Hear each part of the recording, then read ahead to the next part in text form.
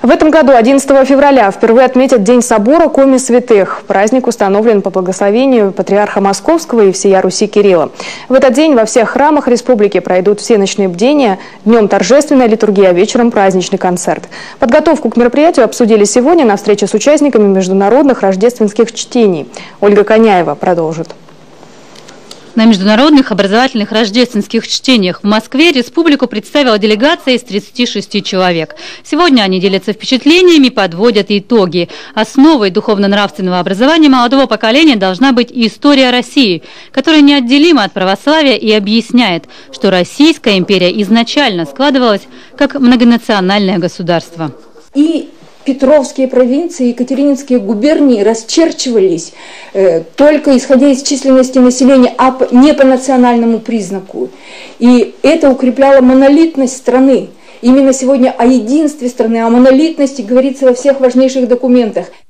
С рождественских чтений работники образования привезли и ценные наработки. 59 регионов уже реализуют программу религиозного образования. В республике она внедрена экспериментально, пока только в 2 детских садах. Впрочем, уже несколько лет в школах преподают основы религиозной культуры и светской этики. И тут главное качество преподавания. Этические нормы часто заимствованы из западных культур. Когда ставят в пример детям рыцаря, а рыцаря, знаете, это католическое шведское нашествие, или, скажем, леди, образ леди эдакой. То есть изначально незамужной женщины. Очень смешная трактовка такой вот самой примерной женщины, с кого нужно ребенку брать пример. На встрече обсудили и новый праздник христианского календаря. Отныне 11 февраля – День собора всех святых Коми. Это 4 святителя – Стефан, Герасим, Петерим, Иона и 17 российских новомучеников, просиявших на земле Коми. Для каждого до сих пор был свой день почитания, теперь есть еще и общий.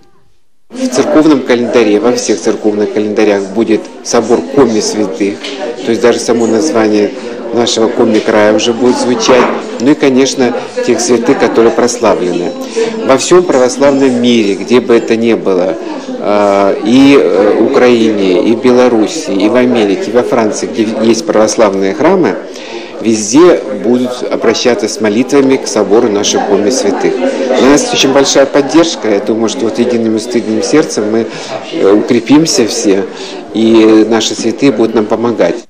Всеночное бдение, торжественная литургия, концерт – так будут праздновать первый собор святых Коми. Кроме того, жители Сыктывкара смогут встретиться с родными небесных покровителей Зырянской земли. До сих пор здесь живут их правнуки, и даже стоят дома новомучеников, в честь которых священнослужители предлагают называть улицы и школы. Ольга Коняева, Вячеслав Беспалов, телеканал Юрган.